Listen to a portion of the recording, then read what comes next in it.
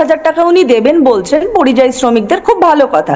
তা আমি বলছি টাকাটা যদি আগে পাঠিয়ে দেন, কারণ যাওয়ার জন্য যে ট্রেনের ভাড়া সেটাই তো 5,000-এর বেশি লেগে যাবে।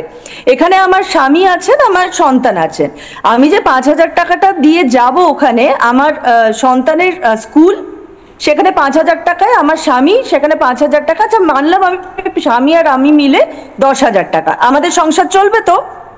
কোনো যারা পরিযায়ী শ্রমিক, যারা বাইরে এসেছে বাংলা থেকে, তারা কেন বাইরে এসেছেন একবার বলুন তো? তারা কিসের জন্য? তাদের সমস্ত কিছু তারা ছেড়ে, তাদের নিজেদের জায়গা, আত্মীয় পরিজন সমস্ত কিছু ছেড়ে তারা বাইরে এসেছে, এমনি বাইরে এসেছে? এখান থেকে গিয়ে ওখানে চাকরি করতে হবে?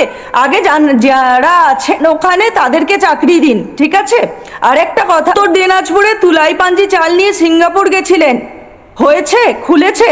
ব্রিটানিয়া বন্ধ হয়ে গেছে। শালবনীতে স্টিল প্ল্যান্ট হওয়ার কথা ছিল।